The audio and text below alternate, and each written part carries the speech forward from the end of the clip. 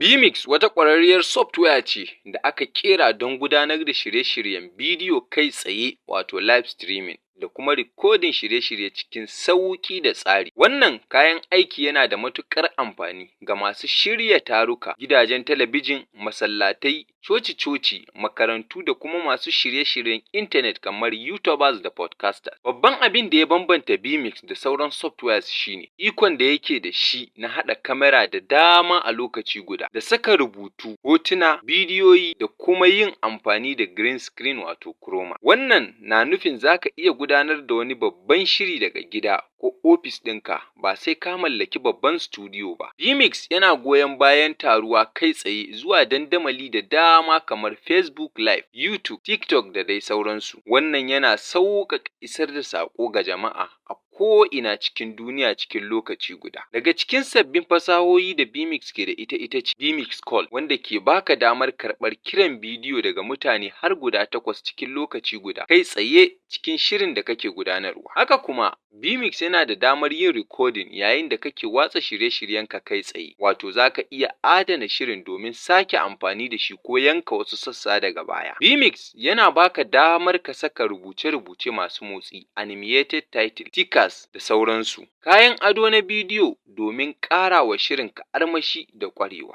Ƙwararrun gidajen talabijin da manyan masu shirye-shiryen zamani suna amfani da vMix saboda yana ba su damar haɗa wajaje daban-daban a lokaci guda, wato scenes da layout a cikin screen ɗaya. Don amfani da vMix ya kamata kana buƙatar kwamfuta mai ƙarfi, musamman processor mai sauri, babban RAM da kuma graphic card mai ƙarfi. Akwai sigar kyauta ta vMix wanda za ka iya amfani da shi kyauta, za ka iya gwadawa kafin ka siya. Bayan haka akwai sigogi daban-daban kamar vMix HD, vMix 4K da kuma vMix Pro, dangane da buƙatunka da irin shirin da kake son gudanarwa da shi. Idan kai malami ne ko limamin coci ko masallaci, vMix zai taimaka maka, zai baka damar yaɗa huɗuba ko darasi kai tsaye ga ɗalibanka ko mabiyanka ba tare da buƙatar wani babban studio ba. Hakanan, idan kai ɗan kasuwa ne, kana so ka gabatar da kayanka kai tsaye ga jama'a, vMix zai taimaka maka, zai kuma baka damar yin hakan cikin sauƙi da nagarta. vMix ya dace sosai da masu gudanar da taruka ta yanar gizo kamar webinars, virtual conference ko ma taron kasuwanci tsakanin ƙasashe. Yin amfani da vMix na buƙatar ɗan horo kaɗan,